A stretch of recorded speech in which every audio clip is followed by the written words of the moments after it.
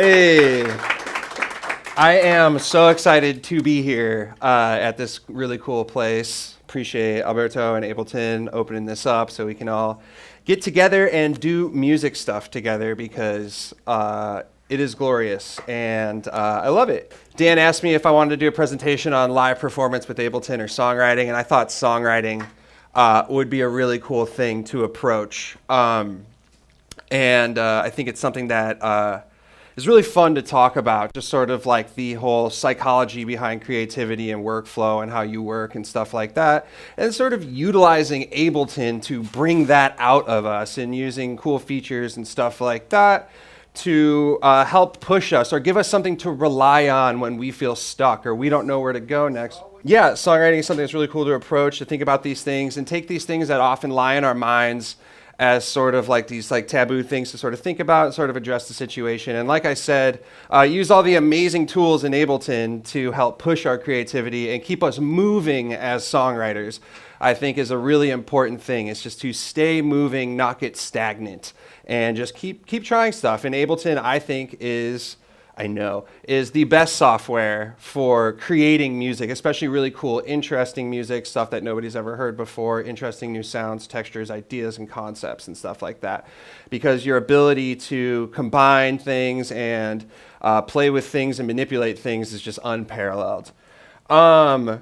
So with this lecture, what I'm going to try to do, my whole kind of thesis behind it was to try to do maybe about half of it sort of like a philosophy of songwriting thing, and the other half like what kind of practical things in Ableton can we attach to use in our songwriting. One of the first things that I wanted to talk about on the philosophy thing, just to get started, is to sort of approach songwriting. I like to think about it as going fishing. Right? Even if I go to the river and I don't catch anything, I still had a really good time doing it. If I spend 4 hours writing just a complete piece of shit piece of music, I still had so much fun doing it, and that was infinitely better than sitting on my ass and watching Netflix all day. Right? You know, so a bad day fishing beats a good day working, you know? A bad day in Ableton beats a good day doing almost anything else, you know? And so when you do approach writing, just know like, hey, this is fun. I love this. You know, this is what I'm doing. And when we start monetizing it and doing it for a living or trying to approach it from a professional thing, there's always this pressure that I need to create something good and everything I need to create needs to be awesome. But that's just totally unrealistic. From my own perspective, I'll tell you right now is that I'll write maybe, let's say in 2 weeks, 10 songs. 8 of them are going to be complete hot garbage. And maybe if I have time, I'll pull up some hot garbage so you guys can kind of hear. I'm sure you might know what hot garbage sounds like, but my own hot garbage and stuff like that. But the thing is that the other point, not just to love writing and love doing it and just appreciate the fact that we get to make music on computers. First recorded music wasn't until like 1905, and now here we are with this. Like, it's a big step up from the wax cylinder.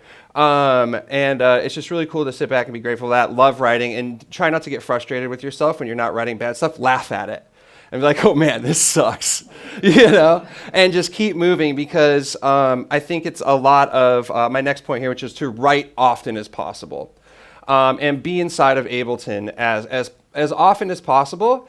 And I think a big thing to kind of look at here is that I'm not saying you need to have 6-hour sessions every day. That's unreasonable, you know? But I really think that just opening it almost at least every other day, even if it's for 15 minutes, and something that I really, really like to do is just, you know, put on one headphone and maybe watch TV at the same time and build drum racks or prepare myself. Or something like that. You know, 15 minutes here, 20 minutes, 30 minutes, just reviewing songs I'd worked on and seeing if I can listen to it from a different perspective now that I haven't heard it in a day or two or something like that. Make some adjustments and really write often. I always quote Grizz. I was listening to a Taboo Talks podcast. I don't know if you guys are familiar, but he even says the same thing. He's like, 9 out of 10 of the songs I write would make you go, how the hell do they let this guy headline Red Rocks? But he's like, 1 out of 10 of those, for some reason it slaps, and it always feels like an accident, but it's just that we keep moving. And if you listen, this really good book, Atomic Habits, talks about, you know, it's not about how long you spend in the pool. It's about just going in every day, even just for a little bit. A really good way that I thought about it one day was like when you're reading a book, if you read 10 minutes, 15 minutes every day, you're going to have a much more better comprehension of what's going on in the story rather than if you read 15 minutes or whatever, 4 hours once a week. You know, so sort of staying current with it is going to keep that going. A big thing that I've been going through, I was just going through a little bit of a writer's block too, which is totally normal. It happens to everyone. Do not beat yourself up about it. But I just kept writing and kept writing through it, you know. And a lot of times I really do feel like there's like, sometimes when you turn on an old pipe that hasn't been on in a while, there's a bunch of gunk that has to come out first. You know, this kind of crap. And then once you get all that out, then the good ideas start coming and you start getting into a really good rhythm and flow. And it's also just because you're beating down that path. This is all like brain patterns, brain paths. I forget what they call them, neurological, you know, pathways in your brain. And the more you walk down them, the more cemented they're going to be. And you're really going to get into it. Cool, sweet. When it comes to writing all the time, one of the first Ableton things I wanted to talk about that really helps me with songwriting is using the templates. And something I do is I have a sound design template. And this is something that I really like to do. And I've been working on it. This one isn't super fleshed out. The other one, I definitely used a little bit more, but I'm just going to load this. And if you guys aren't using the templates for things, whether you make different genres, or whether you can have a drum and bass template and a house template or something like that, having those are really helpful. So if you're not using templates, I highly recommend. Really helpful. But this is my sound design template. And I've just got like a couple different drum beats here. And I've got a side chain all set up. And this GM audio ducker, by the way, is amazing for side chaining. It's a Max for Live patch. I think it's like $13. You can get it on Dude's Gumroad, but it's amazing for side chaining. You can actually like see the kick and stuff like that as it comes through. You can see I'm not side chaining properly here. That kick needs to be a little bit longer. But everything's all set up, and I'm really into Current lately, which is really cool. VST, if you guys have never heard of it, it's kind of like a little bit just objectively more features than Serum. I'm always, something I really like that I've done before in the past for songwriting is I've made these sort of generative sound creators. And I can just kind of hit random on these macros.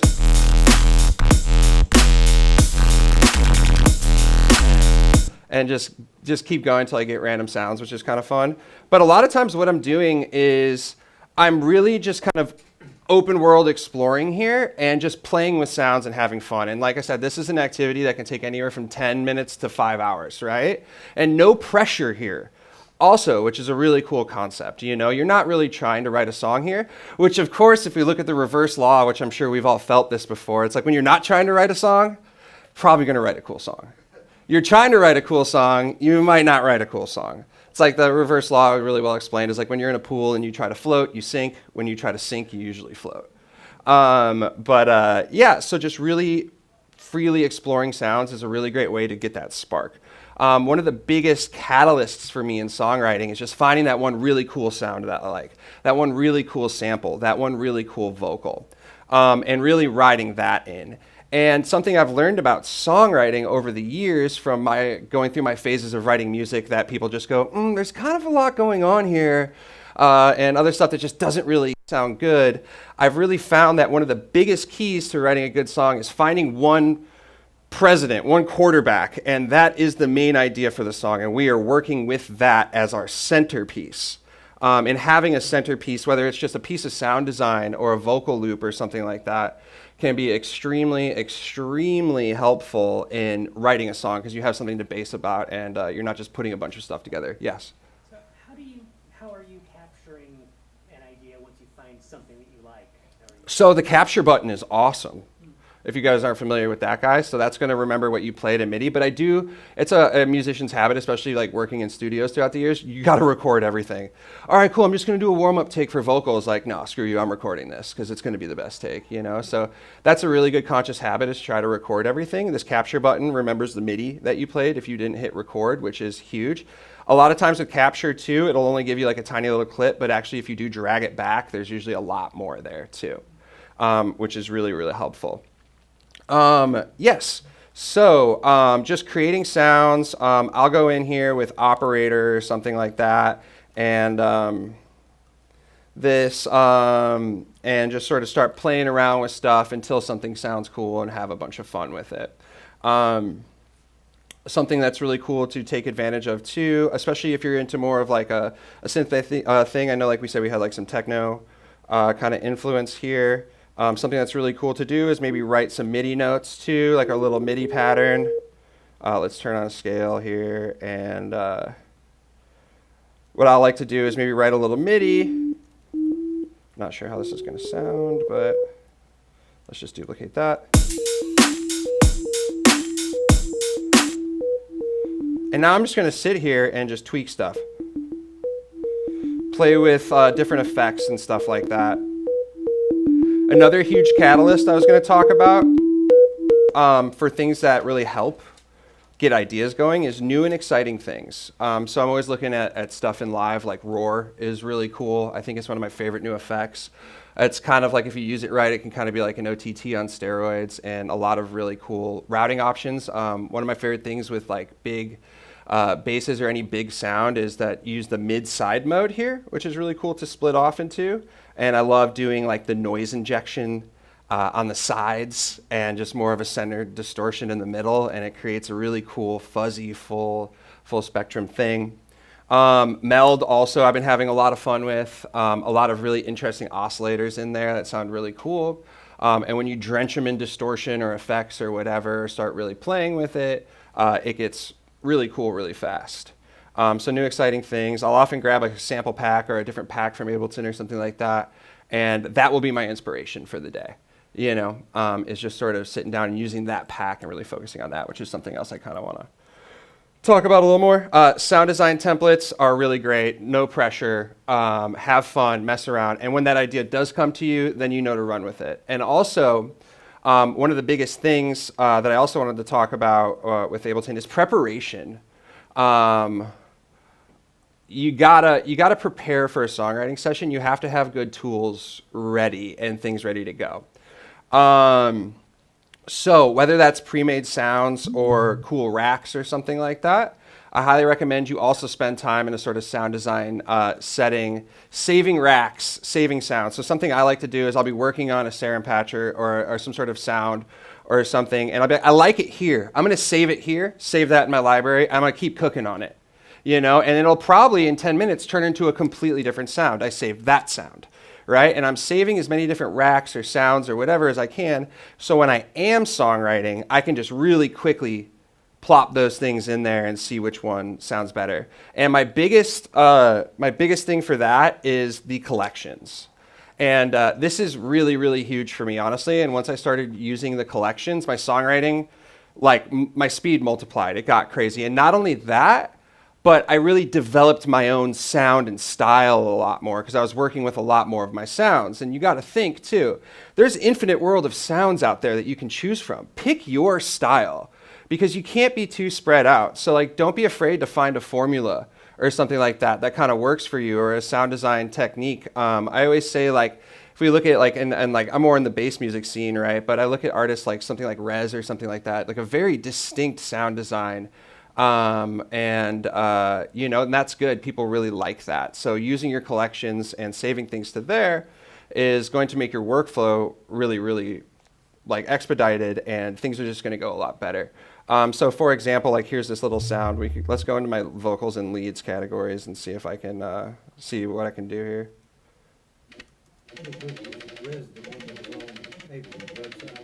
What? Chicago. Pardon? You talking about Rez that is out of Chicago? No, I think she's from Canada. Okay. Yeah. Throw this in here.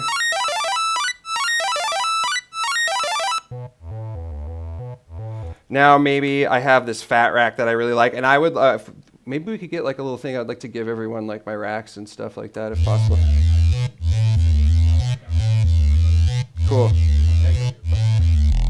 So this fat rack right here is a huge part of my own personal sound design. I've gone through and saved a bunch of macro presets, which is super helpful. A big part of my fluent sound design is just trying out as many things as fast as I can. I like the labeling. Yeah, thanks. Yeah.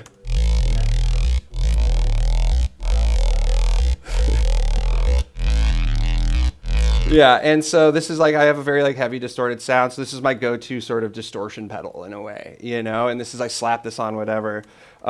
Really funny, actually, I'll open this song really quick. I'll just play the wave. I don't know if I have all the files. Actually, let's see why not? If it's here, it's here. I don't need to save that now. But like, so I remember I was opening up for Lil Jon on Halloween 3 years ago. I got a weird call to do a DJ set on a Halloween, right? And I wanted a Thriller flip to open up with, and I was looking for one on SoundCloud, and I couldn't find it. Sweet, it looks like it's all here. And I remembered I've been making music for like 12 years in Ableton, and I was like, I should just do it myself, right? Yeah, I actually ended up downloading the entire MIDI file, because I was like, Thriller is such a famous song. I bet the whole song exists in MIDI somewhere. And so I literally just grabbed that, and this is just a saw wave. And I watered down the MIDI.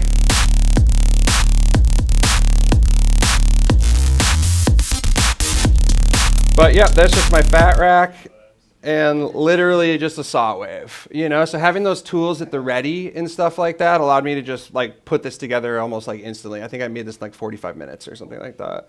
Yeah, and I just knew like that was a lob ball, you know, just like to throw that on there. Yes, having lots of tools at the ready. I never build a drum rack. When I go to write a song, the last thing I want to do is start scrolling through kicks, right? That's going to kill the buzz. That's going to kill the fun times. And then by the time you finally build a drum rack, you're like, ugh, I'm hungry. I need a snack, you know?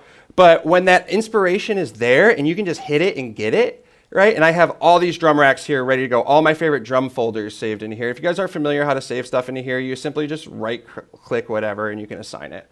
If these aren't showing up, you hit the edit button right up here and you open up all these, and then I just Command R and named them what I wanted.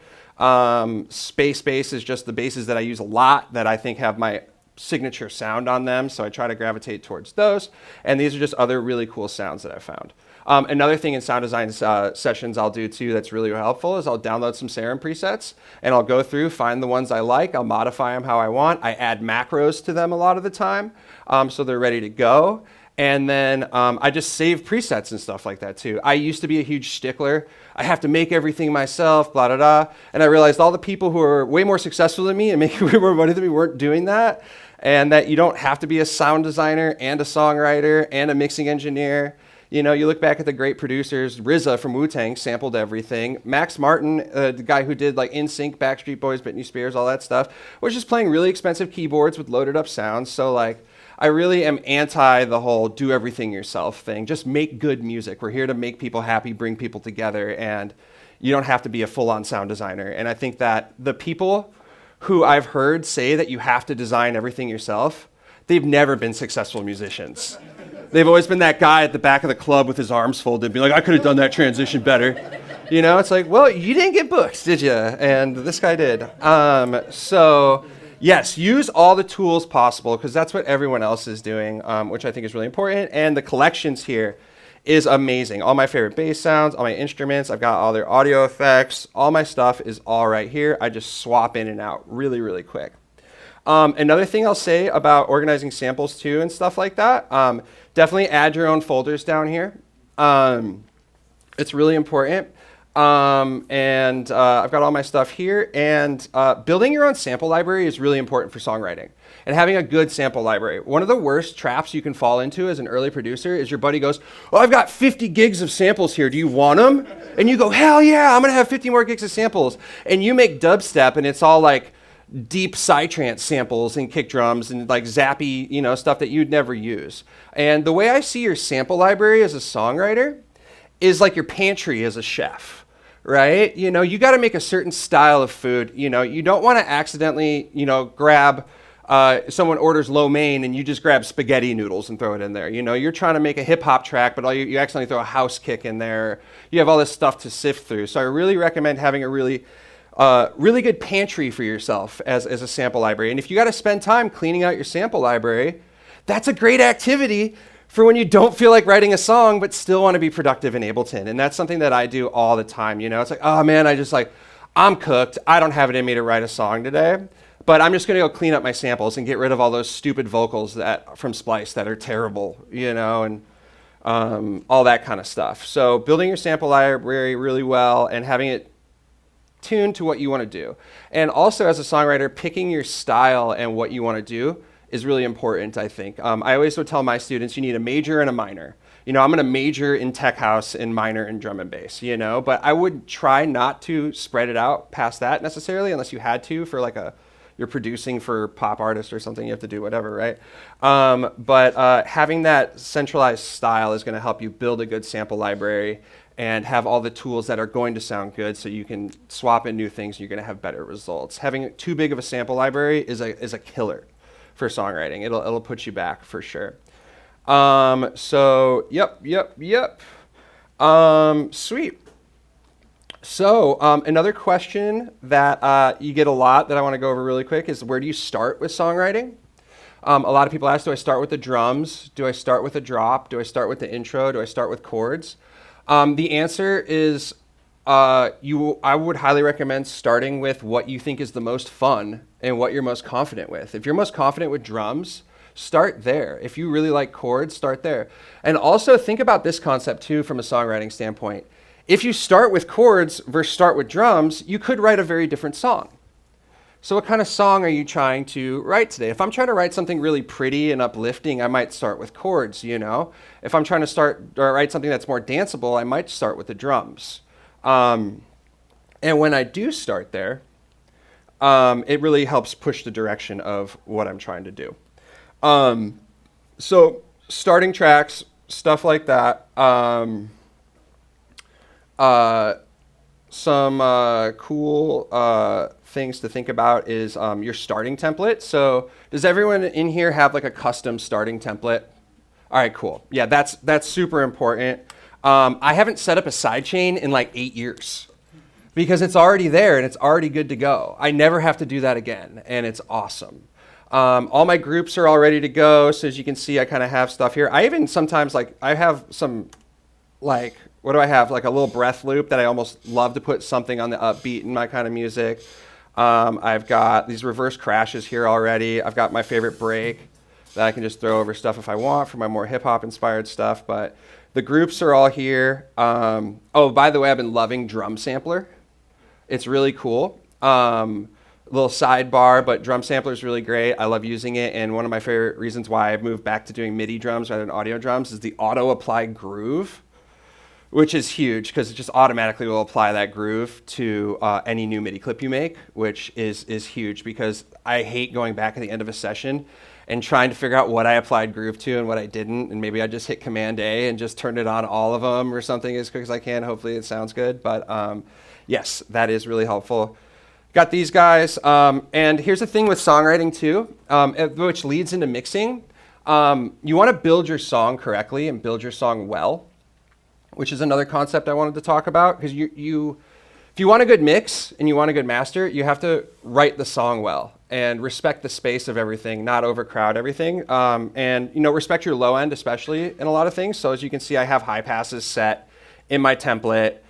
For things. I have my sidechain set up. I got a soft clipper here to catch anything as I make loud music. I'll never need anything bass in my non-sidechain section, so I've got that already cut. It's really important as you're writing your song and building your song to spread things out across the 3 axes of the mix, I say, which I think is frequency range, bass to treble, volume, right? 0 being the top and negative 70 being the bottom, negative infinite being silent, right? And then stereo width, right? How wide is something and its phase correlation until the left and the right side start canceling itself out, or how left or right are things, right? So this template also helps me kind of keep track of that. We want to spread out our frequencies and build our song correctly, and we're going to have a much better time. I really like this concept, and I'm talking about this now because when I'm writing a tune, I'll look at what I have already. When I'm thinking, what should I add next to this song? Rather than just going, I'm just going to try some stuff and see what happens, I'm going to think, I don't have anything in the high end yet. I don't have anything kind of wide. What if I do something high and wide? So maybe let's take like 2 violins or something like that and put a bunch of like trance gates on them and distort the shit out of them and fill that space I haven't filled yet. And when I think about the mix at the end of the day, it's really proactive for me to build the song into how it's going to be. Something I learned from working at studios is like the passage of blame when a song sucks. The mastering engineer can only do as good of a job as the mixing engineer can do. The mixing engineer can only do as good of a job as the recording engineer did. And the recording engineer can only do as good of a job as the band did, right? So as you're building your song, I like to think about that. Like, do I have too much in the lows? Let's add something high. Do I not have like any sort of like low mid-range? It's all kind of like frail sounding. Let's add an instrument in the middle. And someone who's worked in recording studios and stuff like that, it's like, man, I wish I could just add like an organ right here in their song, or you know, simplify their bass part or something like that. But you can't do that with other people's music, but it's really cool to think we have full control. It's a really cool kind of mixing concept too, to be like, yeah, my track lacks high end. Rather than trying to EQ the crap out of stuff and put fresh air on something or erosion or whatever, it's like, let's just add a higher instrument, because we have the power to do that, to fill out our mix better. And that's a little bit of like mixing and songwriting stuff. Cool, starting, get a template, start however really you feel most confident, whatever's exciting to you, stuff like that. I love sort of really focusing when I'm writing a song. Like, I'll take a certain sample or a certain sample pack and really focus on that. Me and my friends, actually we get up once a week, Dan's been there, and we all will take the same sample pack and we'll all make a beat out of it in like an hour and a half, and it's like kind of like a challenge. Should I? Dan will tell you later what we call the event, but yeah. But yeah, really focusing on something like that is a lot of fun. Cool. Something like that, yeah. Sweet, cool. So I'm gonna go to this guy right here. Oh, actually, let's load up. Let's go here. Okay. All right, sweet. So yeah, I talked about when you're writing, spread stuff out. You know, what don't I have? We'll add that there. Something I like to say too is you just remember low-end frequencies are larger and they're longer. They take up more space. The cycle of the note is actually longer. So low-end frequencies are going to take up more space, and louder frequencies are actually taller frequencies. And those also will take up more space. So always think that your low and your loud are going to take up more space. Higher frequencies are shorter. I would love to do a lecture on like kind of like science of sound one time. I think everyone learning about fundamentals and harmonics and stuff like that is extremely helpful for mixing and sound design. So you're no longer guessing. You kind of understand the science of it a little bit. But it's definitely a rabbit hole. So it can be kind of crappy. But cool, sweet. So let's say we started writing a song, right? I've got this guy going here. Now, something I always do when I start writing a song, and it's really important to me to stay focused on this, is to constantly relate one thing to the next. The way I like to think about a song is kind of like a private wedding, or like some famous person's private party, or like some famous person's wedding. You know, it's like everyone's trying to get in, but you have to know somebody to get in, right? Like, I have to be related rhythmically, or I have to be related melodically, or I have to, you know, have a similar timbre to me or something like that. I always think of it in my head. It's like I'm like this, like, you know, famous person's dad, and I'm at their wedding. I'm like, who do you know? How do you know my daughter? Like, why are you here? You know, and if you can't come up with a good reason as to how you're related to the main idea, you got to go. You know, so something I do a lot is just start just putting like a note on the kicks or something, right? And just going like that, and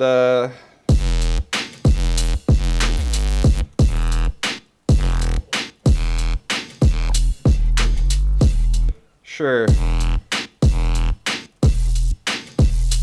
Sweet. And now, the next thing I did here for this explanation actually was I just took that same MIDI. Now, taking that same MIDI is a great idea because that's an easy relationship. Now you can kind of work off that when you sort of recycle that MIDI.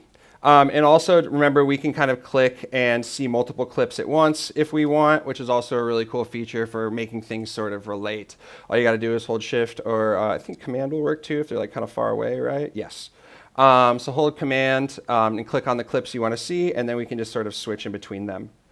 Just like that, and that's going to help you build things off relationships. You may say, well, sometimes I just kind of like piss into the wind and it works, you know, and like I just kind of do whatever I want. But what's happening there is you're stumbling upon a relationship, right? And you just got lucky that these things do end up working together. I was making something the other day and I dragged this vocal in, and for some reason it just like worked perfectly. Like the two things went up at the same time, and then, you know, so we're either stumbling upon relationships by just kind of shooting into the dark, or we can kind of force them and sort of work off of a hint, right?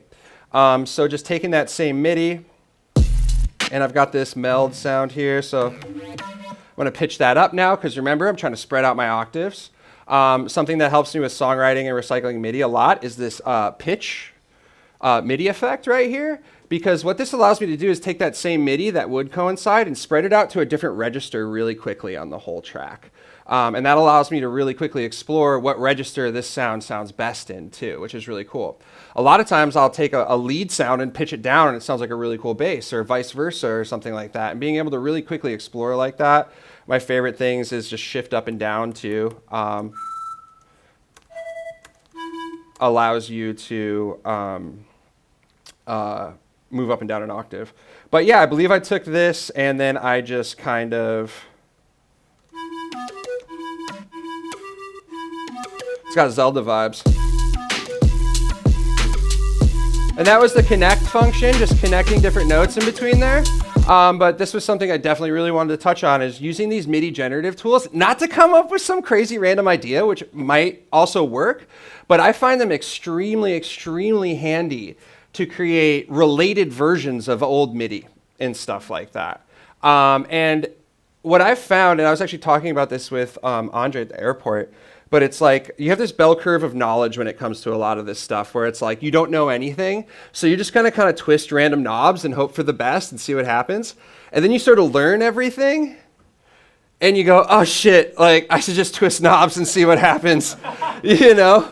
And we always end up back at twisting knobs and seeing what happens, and it's like this sort of like, almost like sort of pilgrimage we all have to take to realize that like music is so vast, we'll never understand it. We just have to sort of kind of vibe here and just have fun. And I found that I was just making random decisions in my head, let alone in key and stuff like that, you know, which used to be way harder before Ableton just highlighted the scale for you, which is a huge godsend, to be able to really just randomize and manipulate and see what happens really, really fast. A very famous like bass music dude, Subtronics, he has like 8 hours of him producing on Twitch. And the biggest takeaway I had from all I could take was like an hour and a half of it. But dude is like just trying things as fast as possible. He's just like clicking nope, nope, nope. Like dude will try out like 50 different things in a minute and one of them will work, right? And he'll go with that. But he's just trying things out as fast as possible. If you have time to sit and think, will this work or not? You should have just tried it. Just throw it in there. Don't be like, I don't know. At that point, just throw it in the session. This is Ableton. It's not like you're cutting tape or anything like that, you know? So just try things as fast as possible. And these things are really cool. Yeah, this is Loving Meld. I got this whole sound from that spread there, which I think is really cool. I got the sax on, which I believe is like influencing that more. Yes. Oh, one of my favorite features about Meld too is the glissando portamento. So it kind of goes in between the notes and scale when you slide, rather than just doing like a non-diatonic pitch thing. Sidebar. Yes. So cool. That was a success. Usually that doesn't happen in the lecture. Yeah, I've got a cool melody here now, and it's very directly related to my main idea. And I could even take this a step further or something like that. Let's see. Let's do some chords on top of this. Let's see what I got. Like I said, am I going to start sound designing right now? Like, I don't think so. What I'm going to do is grab... Sure, let's try this. And now let's grab this MIDI again, and let's make another idea off of here. And what I want to do here, I'm going to try, see, now I'm thinking, I want to stay above the bass, but I want to stay below that lead with this like trombone, you know? And when you're writing, you fill it out correctly and you're going to end up with a good song. After years of doing this, what I've found is that when I do it right, I barely mix anything. I barely need to master anything. If I've built it right, it's like cooking a steak sometimes. I feel like just a little salt, pepper, and get the pan's heat right, you know? It's all you need to do, and you don't have to go through all this Pro MB and all this soothing and all this other stuff if you simply design things right and build things so they don't fight, right? And you're the songwriter. Usually, like, working in studios, you get into, like, you know, the band has, like, you know, 2 guitarists and a keyboard player, and they're all in each other's face and stuff like that. You can't do anything about that. But when you're writing the music, spread it out, you know, in pitch or register, volume range, and stereo width, you know, making sure some things are wide and some things are left and right. But yeah, cool. So let's make an idea out of this. What I wanted to do is some chords with the horns. I'm going to see how that sounds. Another thing I wanted to touch on in this lecture was just a really brief music theory synopsis for anyone. Music theory at its core is literally just naming conventions for stuff. It's not going to really necessarily teach you much on creativity. It's just going to tell you how to talk to other musicians more often. Oh, instead of that being a 7 chord, let's try that being a 6, or change that to a sus4, you know, or something like that. Knowing of these things can be really helpful. But for the most part, once again, the bell curve, it really just comes down to just trying things and seeing what sounds good. Selecting your key here is awesome and a humongous game changer. I'm going to go E minor. When selecting a key, I always tell people to, if you want the bass to hit well, I avoid the keys of A, B, and C if you're making like bass music. Frequencies on speakers cut off usually around 34, 35 hertz, and I think D flat is somewhere around there, the fundamental frequency of that. So those frequencies just don't really come out of speakers very well. And keeping it in anywhere from D to G is going to make your bass hit a lot harder. You can make a song in B slap. You just have to add certain harmonics to the sub and really take care of it and adjust the different note levels of the subs. Huge pain.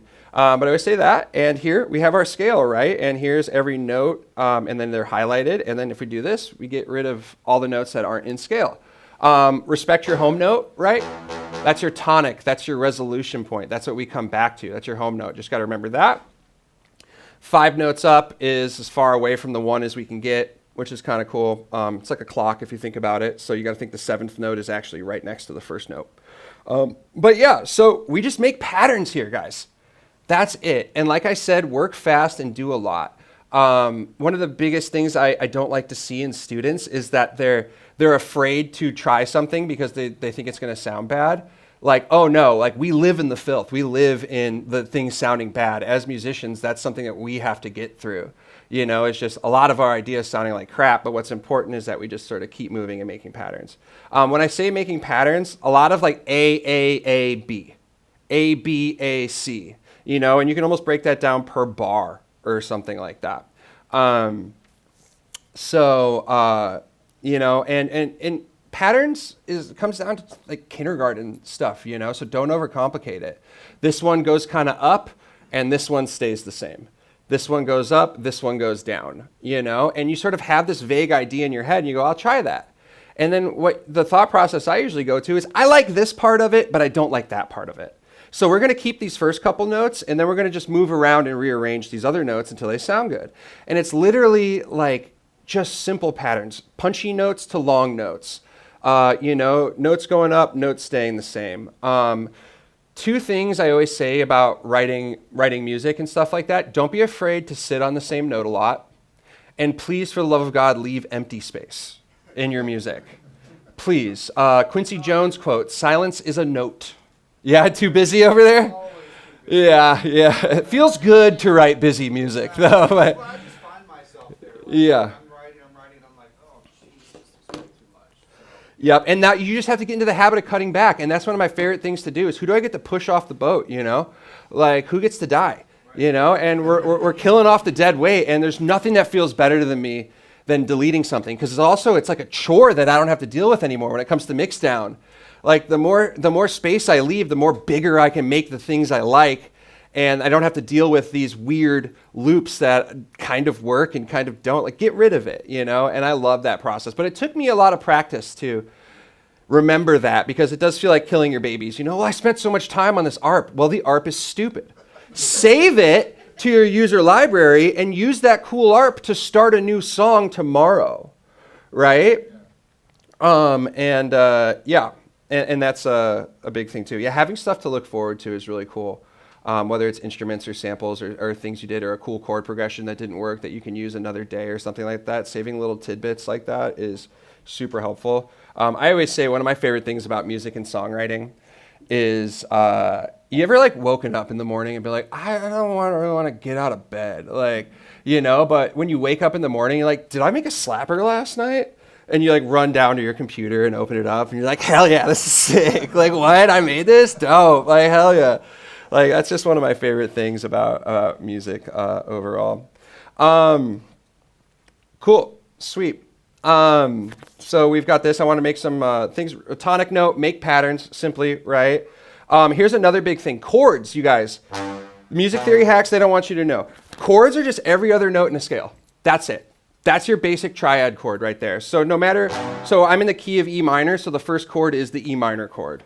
You know, there is scale degrees to chord, which is, you memorize the second and the minor is diminished, and then major, minor, minor, major, major, blah, blah, blah. But you don't need to know that.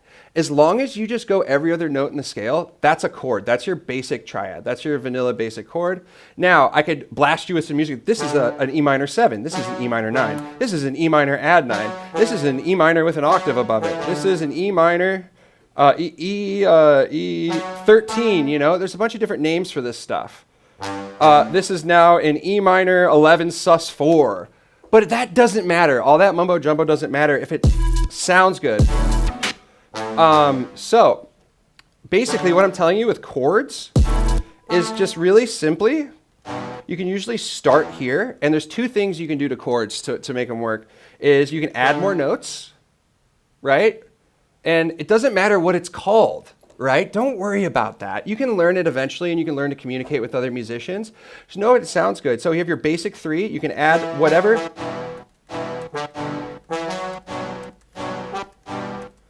note you want, and that it doesn't matter what it's called, just that's chords. So adding notes to your chords, and then also flipping octaves of notes in a chord. So it's called different voicings or inversions. So this is an E minor chord just because it's the notes E, G, and B in any order. It doesn't matter what order they're in, it's still an E minor chord. It just sounds different. Different voicings of a chords. And you can also invert extensions. And I'm doing that once again with shift up and down. Is a really great hotkey for moving octaves on almost anything in live, which is really, really cool. So yeah, we got a chord here. I'm going to get rid of these, and I'm going to put a chord on this G right here, which actually, let's do this. Boom. 2 scale degrees. So I'm going to go 2 scale degrees, and then I'm going to do another 2 scale degrees, add interval. Boom. I could have done that to that whole little line down there. So actually, you know what? For Ableton's sake, let's run that. So I'm going to turn these all into chords. Boom. This is gonna sound probably not good. I don't think it's going to be too busy. But let's invert this one. Oops. Honestly, it doesn't sound bad, but my idea was to just do this. 0, if you're not deactivating stuff, you should always be deactivating rather than deleting. It's so handy. You can deactivate whole clips, notes. That was what I was thinking.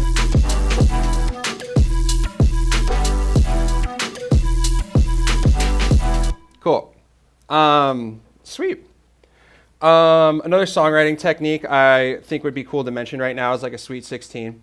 So essentially you would write like 16 bars of music. So if I was to record this here, let's do that right here.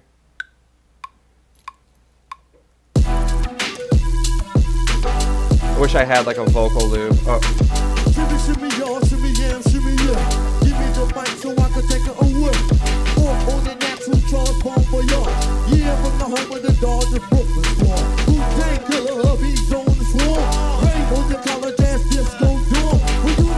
All right, cool. It worked. Sweet. So I got this. Now, Once I have my Sweet 16, I wish I had something else in here, but that's fine. I'm going to work with these notes, right? So maybe we can start off here. I could maybe automate some effects on that. I have this thing I love called my pre-drop diminisher. Once again, having tools at the ready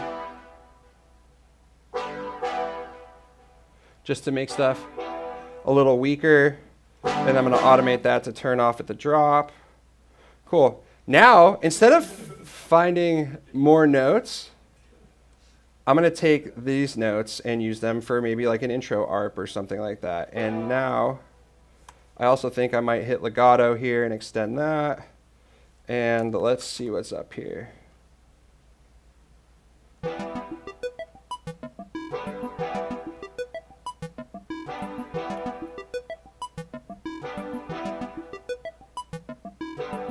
It raw. Yeah, baby, I like it raw. Let's take this. Shimmy, y'all, shimmy, yeah, shimmy, yeah. Give me the mic so I can take it away.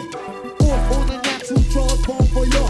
Yeah, from the home of the Dodgers. And everything's going to stay continuous, which is really, really important here. By recycling your same MIDI, doing that kind of stuff. A really cool hip hop trick I like to do is if I make my drums in MIDI, or I could just copy it, right? So what I did is I took my kick and my snare, and essentially took this MIDI pattern. Let me get this. And I chopped a sample. Oh, where's that? That's, yeah, cool. No, that's, where is that? Let me put that somewhere else.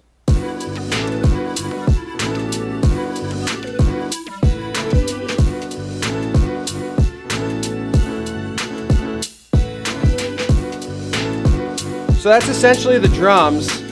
And what I did was I essentially took that MIDI from the kick and snare and then moved the hits around so it sounded cool. But that really glues the sample and the drums together, and I'm using these things to connect. If you ever don't know what to do next in a song, the answer probably lies in something you already have in the song. I found out 9 times out of 10. It was like, oh shit, I needed to make the bass line one note, and I needed to take the bass line from the other part and turn that into a lead, because now it makes sense, and I've sort of swapped things, right? And I'm still in the same topic. If you ever wrote a paper in high school or college, they're always all like, you have to stay on topic of your thesis. You have to stay on point. It has to be related. Now, music is like magic in the way that sometimes we feel like this flipped into something wholly new, but something I've learned from reverse engineering people's songs and stuff like that, it's like, holy shit, this sounds like a completely different part of a song, but it's actually the same 3 chords, just played a different way, you know, but it's very impressive. And when you think it doesn't relate, it's just the musician being really good at their job, and it actually is almost like the same exact notes, just played in a completely different perspective or manner. So that's a really cool thing too. As it comes to adding to your songs and where to go next too, one of the biggest concepts I've ever found is contrast. So contrast is, I feel like, where we get energy in music, right? And so with like the type of music I make, one of the biggest points of contrast I make is that all the intros, right? And like you mentioned, Charles was a master of this as well. His intros are wide, expansive, lots of delay and reverb and these layers and this depth in the intro. And then the drop hits, and it's the same notes as the intro, but it's just one giant fat bass sound. That level of contrast is great. Very full of depth and busy to not busy and simple. That's huge. I'll go from very fast to slow. Look at a build-up, right? A build-up is very complex and busy and almost anxious, right? And then it goes to something usually very big and fat. And sometimes, like, a thing that I used to struggle with is I used to try to make these complex, crazy drops because I'm the world's best producer, right? And then it sucked every time. And then I kept finding that, like, why do every time I start smashing Command D on like a clip and it's just like the same repetitive shit over and over again, how do I know that that's going to slap? You know, because it goes from being very busy to very, very simple, which is huge. And another point in songwriting, I know everyone likes to have those like heavy drops or those big aha moments. One of the biggest takeaways I've found is to make those moments is how can I take the idea I have and represent it as simply as possible. Simple, simple, simple. It's like when someone's explaining something to you, do you want them to spend 20 minutes explaining this concept, or would you rather they can explain it really well in 2 sentences, right? you know? So, and we always get this feeling like it needs to be grandiose, it needs to be huge and all this stuff, but really, a lot of the times these things just need to be simple because that's what connects with people. You know, we have to, and that's the point of why we make music, is to connect with people. Hey, you see this thing that I'm feeling? Would you like to feel it too? Through air pressure changes hitting your brain. Yeah, music's crazy, dude. Yes, going from something very harmonically rich to something not, right? That's another thing, big, and then just a simple 808 and sub and stuff like that. I'm always thinking too with contrast, the three main elements of our mix, which is frequency, volume, and dynamics, or stereo image, frequency, dynamics, stereo image, whatever. And flipping those, so going from a lot of mid-range to a lot of lows and highs is honestly a big thing. Going from more mono to more wide in the drop, and going from a lot of depth, like we said, a lot of low volume stuff to no low volume stuff is great levels of contrast that are guaranteed to put energy into your song. Complex to simple is a big one. I also like thinking about random adjectives. Like the beginning of the song seems very hairy, so let's make the second part of the song very shaved, you know, or something like, you know, it's very purple here, let's make it very yellow here, you know, or something like that. And that can help. Very distorted to not distorted, very plucky to not plucky. Stuff like that. What's that Milano song? There's a Milano song I really like where his basically has this arp and it's got a long attack on it before the drop and it's higher pitched. And then in the drop, he makes the attack really quick and drops it in pitch and it just slaps super hard. It's just blatant contrast, you know? He took the knobs from here and turned them to here for the drop, and that simple contrast or that concept of contrast will almost always work. And it's really nice because we always have something, right?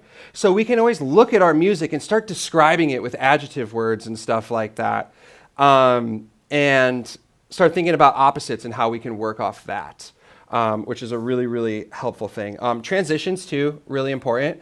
I always tell people I spend as much time on these little transitions as I usually do writing the song. I spend a lot of time trying out different things. At this point, something I'll do with my songs, let's see if I can pull up something that does it. I think this one does it, yeah. Sure. I'll just start writing multiple drops on the end. So when the faucet's flowing, I just will write 3 or 4 drops to my song, 5 drops sometimes. And then I go back and I make use out of them, right? So like this one, I've got like quite a few ideas here. We won't listen to this whole thing. I'm running out of time too, I know, so. That needs a lot of work right there. I started this like 3 days ago, yes. There's that. Next part. 4 on the floor. That's how I was kind of moving it. The drum vibe kind of changes. This one's less chords, no more sample. It's a lot more chopped up. The arp kind of takes the lead here. And then this was an interesting sample flip I did here, which actually ended up being a key change on accident. I've never done a key change on purpose, but.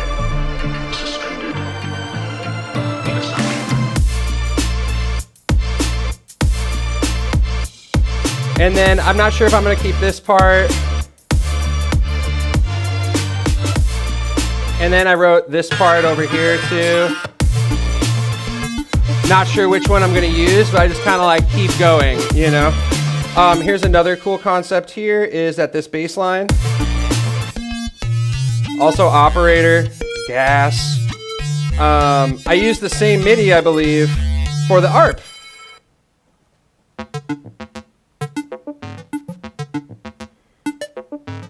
All those little cool sounds are coming from this free plugin called Glitch, which I love. Yeah. That's what's giving it the sauce. But oh, and the sample also just moving to the drums. You know, everything's connected. Like I know I wrote a good song when this is connected to that, and that's connected to that, and that's connected to that, and that's connected to that. You know, everything is connected to something somehow. And that's how I know I did something right. Moving to the drums, that's sharing, everything's heavily connected, and you make these connection to a connection to a connection to a connection. Now the thing on this end of the connection doesn't really sound anything like this, but they are actually distant relatives, and I feel like the brain does pick that up. And so a big folly of songwriters is just constantly trying to add new ideas, when once you have your idea, you're good to go. Just keep working with that. When I figured out this concept, writing a song has never taken me more than 3-4 hours. And I don't think the songwriting process should take more than 3 or 4 hours. Just keep moving and keep going. Think about what contrasting step I can take next. It's fuzzy, now it's smooth. It's glittery, now it's not. Stuff like that, and just keep moving and write a song. I like to write a song every other day. And like I said, most of them suck. But every once in a while, they just come together, and it's bam, And then I'll produce it for another 2 to 8 hours, right? Adding the little things, working on the transitions. And then depending on how I built it, the mix down time, which could be anywhere from 30 minutes to another 2, 3, 4 hours, and mastering however long that takes too. So we are at the end of the day spending 12 to 20 hours on a song, but the songwriting process itself, get it out. Just get it all out at once, like venting or whatever, just like get it all out there and be done with it. And if you're not super stoked on it, write another song tomorrow. It's awesome. Just do it all the time. And like you approach it with that fishing mindset and stuff like that. It's not work anymore. It's fun. This is what I like to do, and you really get into that habit, which is really, really helpful. Contrasting with fills too is another thing I wanted to mention. I wanted to load up this other session too. Some arrangement things. Fills too, I always say, I've heard them described as either tension or implied tension. So with fills, you're either causing tension, you're causing uncomfortability. It's really easy to make people uncomfortable. So just do random stuff, right? And it usually will sound somewhat good. It causes a ruckus. It just repeats something. That's tension when we're adding, right? Implied tension is taking away. If you're hearing a kick drum, and all of a sudden the kick drum goes away, you get tension because you're like, where's the kick drum? So when you're working on fills, I'm always either adding random stuff or just taking stuff away, and deactivate for that is very helpful, by the way. But yeah, fills are huge. I wanted to show this song, yes, because of arrangement stuff. Arrangement stuff is really big. Something I always say about arrangement, once you've written about half of a song, you've really written a full song. It needs to repeat from there. And just taking that and repeating it is going to be really helpful. Actually, let me load up a different session for this really quick. This one. Yeah, I'll play it before I get off. Snakes on this motherfucking. That's a collab with Mport. Yeah, it's pretty good. I can play that one for you guys too. Okay, yeah. So, I think this is a good example. Yes. So, let's say I wrote. Give me the mic so I can take it away. All right, cool. So, this isn't a really good example, but the point I'm making, essentially, and I'm just going to push this stuff over here for now. As you can see, I've written multiple other drops over here and stuff like that. Let's say I've done this, right, and I've got my drop 1 intro. I call this drop 1B, where things slightly change. Some things stay the same, some things change, right? A big method for this, change stuff for my B sections. I either keep the notes the same and change the sound, or I keep the sound the same and change the notes. Even go back to classic songwriting. You're playing the chorus out loud and you're palm muting the verses on the guitar. It's the same chords. A lot of times songwriters are just going to like play the chords up here for the verse and down here for the chorus or something like that. Just playing them different ways. Arpeggiate the notes and the chords for the verse. Leave out a chord, something like that. But cool, let's say we've got that. Those are the same thing right now. Once you have this, literally what you should probably do is this. And then you take the rest of the intro for the outro. And now I'm not saying write all your songs with the stale arrangement, but this is such a good starting point. Because it's such a good feeling too to go like, well, I've written the first drop. All right, cool. Now just start it over. Now you're going to go back to the second drop. And like I said, I'm going to start changing out sounds. Maybe I'll start moving the notes around. A big thing is A big thing is simplifying, again, like I said. So the second drop, I'm going to challenge myself to make it even simpler. So hang on, where is, I should have my own song on my computer. Yeah. So this song.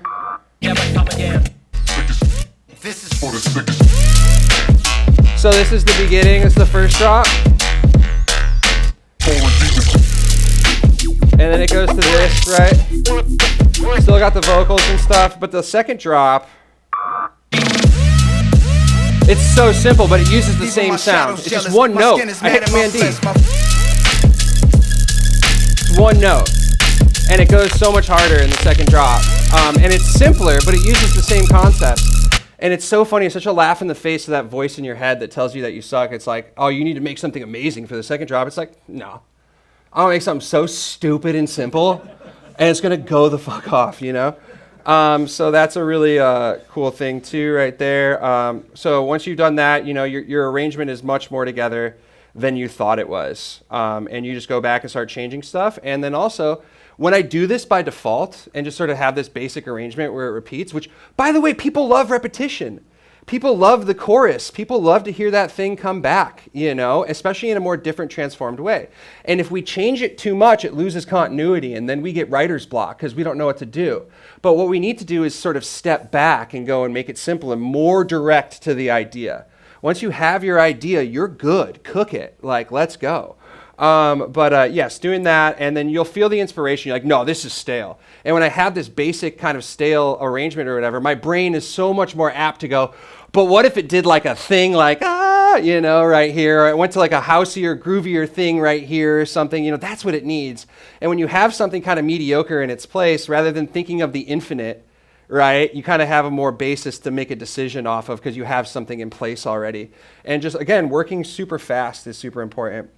Another cool thing with arrangement that is a slept-on Ableton move is, so I use session view for this a lot, and it's a lot of fun with a push or an APC or a launchpad or anything with session control. But a lot of people don't use session view, and that's understandable. It's really hard to edit in session view. If Alberto's listening, I would love for a feature where, for an audio clip, that I could move the audio around inside of a clip and edit audio and chop up audio in session view and have this sort of clip that I could just rearrange stuff in would be super cool. But yeah, a lot of people I feel like don't use session view because you have to listen to the whole loop. And most people think about starting with it, which is a great idea. A lot of times I'll make a really good beat and I'll just start jamming over the beat until something comes, right? Not forcing anything, but just jamming over some stuff in session view. A session view is also going to give you the ability to try out different loops from different parts of your songs. And when you're stuck, just keep clicking, right? You know? If you're thinking about, what did I say at one time? I said, if you're thinking about whether something works or not, you know, if you're overthinking something, you've already made a mistake because you shouldn't have even been thinking in the first place. You should just be doing, you know? So a lot of that just comes to clicking random buttons and seeing what happens. But one of my favorite things to do with a track is once it's finished, I'll go back and I will just highlight all the different chunks and I will go capture or consolidate time to new scene. And what that's going to do is take the whole part of that arrangement, no matter how much you select, and it's going to move it into session view. So now I went and did that with every different part of the song, this, and now I can kind of like jam out the song, right? And now I can say, hang on.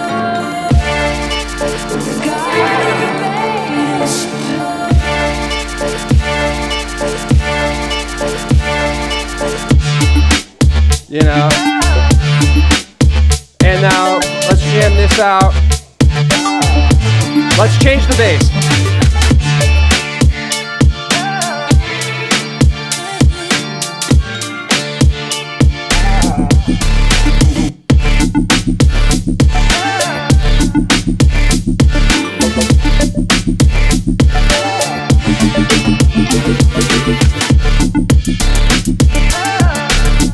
That fell off. Oh, because I have it on quarter note, yeah. But yeah, so you can reimagine your whole arrangement like this. And the best part about this is it's so much fun. You know, just to kind of like have your APC or push or whatever you got and just launching different scenes. Even just doing it with your mouse is really, really fun. Cool. Yep. Linking things together was another thing I wanted to talk about. How much time realistically do I have, Dan? 5 more minutes? All right, cool, sweet. A couple other things I definitely wanted to go over. Linking things together. I think I already kind of talked about that, but like for this song, once again, the samples are moving to the drums, and then the bass line and the arp are again related. Like, I'm not afraid to sort of repeat my formula here. When you link things together, they can still add to the song without the brain having to comprehend them, you know? So they kind of get a pass. They're kind of like buddied up with something else, so they are more useful, you know?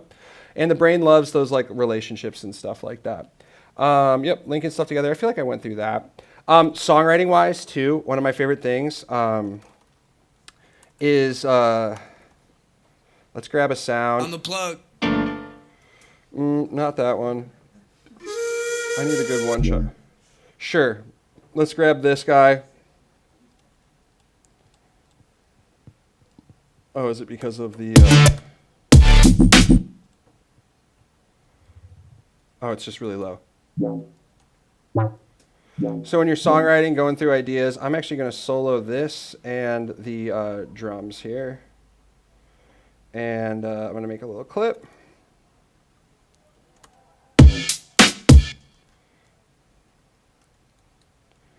Sweet, sure.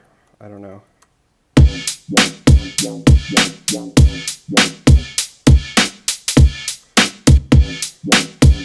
Sweet, and now one of the best things is this guy, the similar sample finder. If you guys aren't using this, it's so sick because it's going to find you sounds like I'll search wub, right? But that's only going to show me the files that have the name wub in it.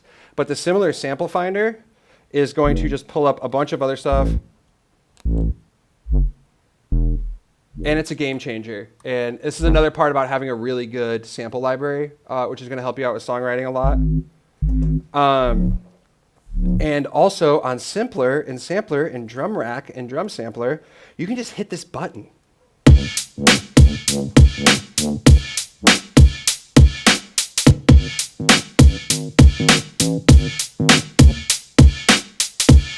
I think once the hand's on it, I can just hit Command left or right. So like something like this too could be.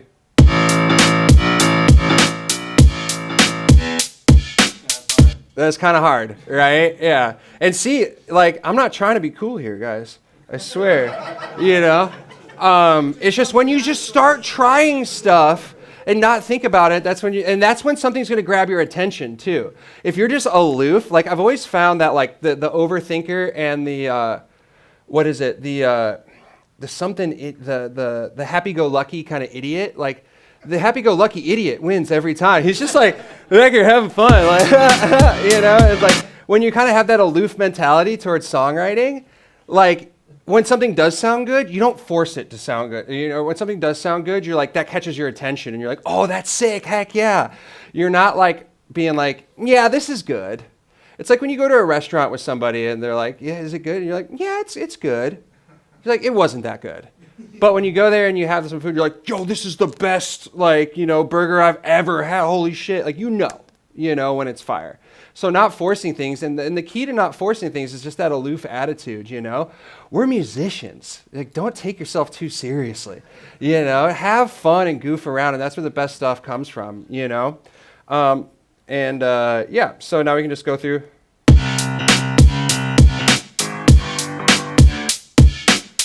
That one's good. And in fact, guys, I'm going to be such a great example, and I'm going to save this as hard piano trap. Naming stuff too. I have my own naming conventions for things. I name sounds after a lot of like artists that inspired it or whatever, so I know when I search, I'm going to find those types of things. If I want Grizz type basses or something like that, I will type in Grizz and it'll show up, or Res or something like that, you know, so. Sweet, cool. Let me look at my notes really quick. Oh, restricting yourself is huge. Down to one sample pack or just using, sounds that aren't notes, or trying to make notes out of something that isn't necessarily super like fundamentally heavy. If you think about things like hip hop, right? They were so restricted. The EMU 1200 sampler, SP 1200, could only record like 1.2 seconds per sample. So then what they were doing was like speeding up the recording in there to get more, and then pitching it down so it would slow it down. And we got all these dirty ass like down pitched like Charmel samples in songs and like Motown stuff, which was really, really cool. What am I failing on here? I'm not connected to the internet, so I don't think Fresh Air is going to work. The restrictions are huge, and it's a fun challenge. So if you're struggling, challenge yourself like that, and I promise you'll get something cool out of it. Oh, no UAD either, but very cool. There's a lot of contrast in this one, which is really cool. There's actually a cool tempo change, but you guys wanted to hear this, so I'll play it for you. And then think of any questions that you guys want to ask. Yeah, I think that's all my notes. Restrict yourself. Contrast is so important, guys. Just always think in contrast. That's always a stepping stone for what you can do next, because that contrast is going to be cool. When we tell a story, we want something either really bad to happen to a good person, or something really good to happen to a, you know what I'm saying? Like the character can't stay stagnant the whole time.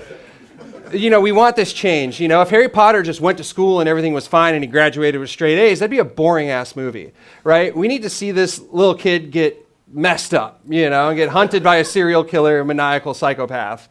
Now that's entertainment, right? If he just lives a happy life, nobody cares. Oh yeah, stacks for making chords too, the Ableton function. It's really cool to change up your voicings and different stuff like that and get different things. Sweet, cool, all right, cool. Check out the contrast here, yeah.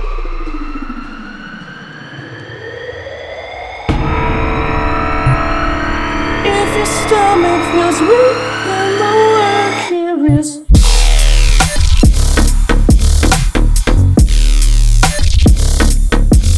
A lot of resampling the bass sounds and other stuff like that.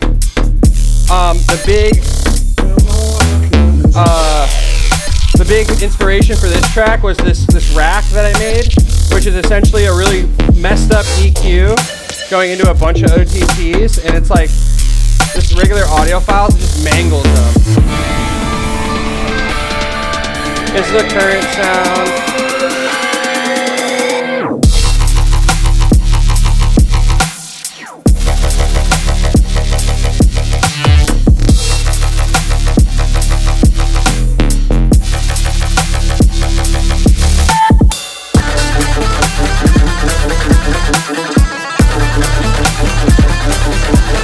Use this, everyone.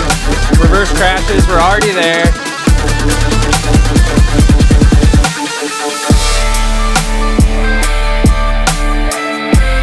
I'm always guiding the energy of the song with background effects too, because we're either going up or we're going down.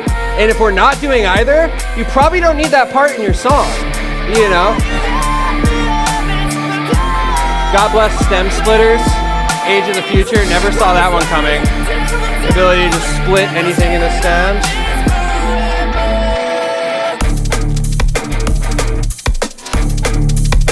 So a cool tempo change here, which is super weird, but it works. It's mad contrast, If your stomach feels weak, then the work here is.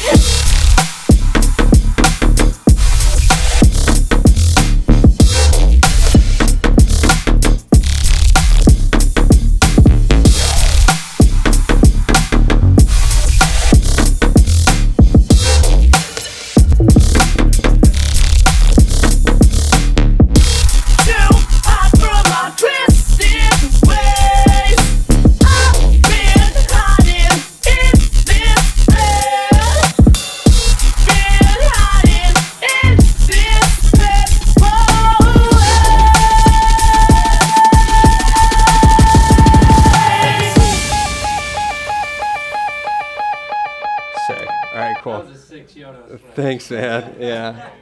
I used to use Yoda. Yeah, you guys have any questions or anything like that? Yes. What are you playing? What am I playing? Dude, I just got new agents actually, so talking about a couple things, but I never talk about it until the papers are signed. But I should be playing a bunch more shows in the future soon here. Been headlining shows around the country for like 6 or 7 years in like smaller venues, but finally got with a good agency off of one Instagram reel. I hit up this agency like 8 months ago, and they told my manager, we just don't really see the project going anywhere, which hurt bad. And then I posted one reel of me playing flute and guitar over like an LS Dream Flip, and the agent head saw it and was like, I need this guy. So like one stupid reel got me a dope agent, which is just stupid. And I never thought it would work. I thought years of hard work would do it. Not one Instagram reel, but yeah. All that hard work led up to There you go, that Instagram reel. Yeah. And my Final Cut Pro skills is really what did it. Music industry, have fun. Yeah. Yeah. Yes. How much you were mentioning like deconstructions and that kind of thing. So how much you do in terms of like inspiration to do deconstructions against like watching tutorials, for example? So more than tutorials, I love reference tracks. So taking 1 or 2 or 3 songs that you really like and throwing them in the bottom of the session is going to help you out tremendously. Because a lot of times we ask ourselves, is this right to do? Is this okay to do?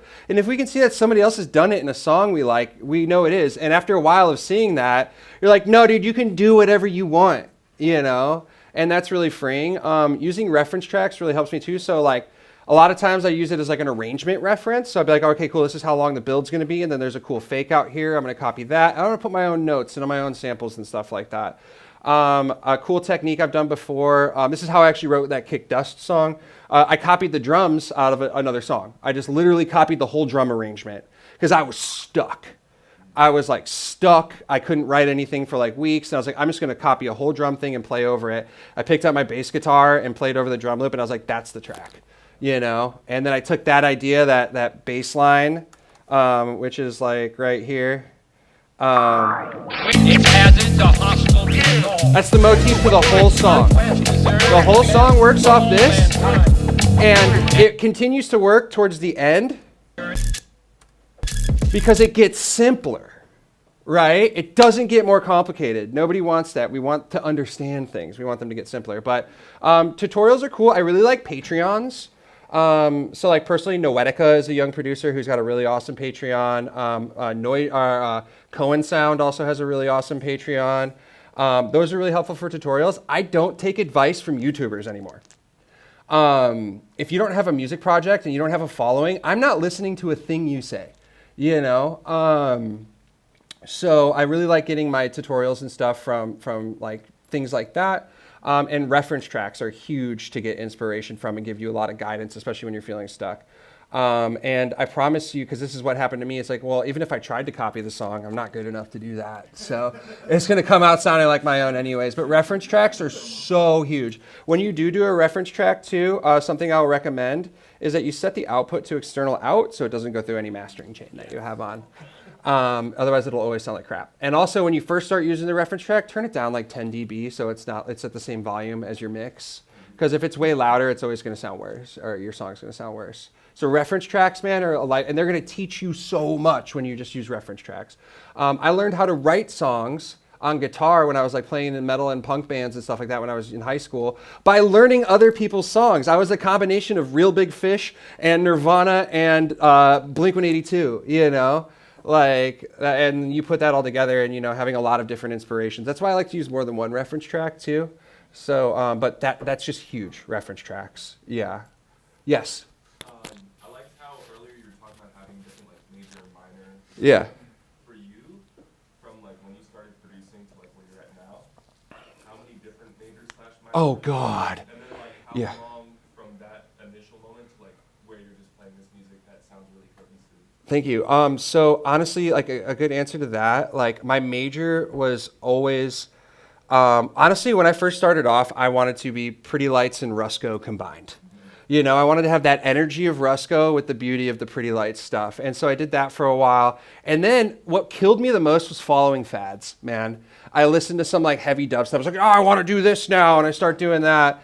And like, I really found that like my pocket is this sort of taking something pretty and just destroying it. You know, here's some pretty intro, and I'm just going to mess it up. And that's what I found to be my real thing. But I went through a lot of different phases of trying different things out and doing different stuff. And honestly, that's where I really feel like my career sort of waned, because I didn't have an identifiable style for people to latch onto. You got to think, when you type anyone's name into Spotify, you're craving something.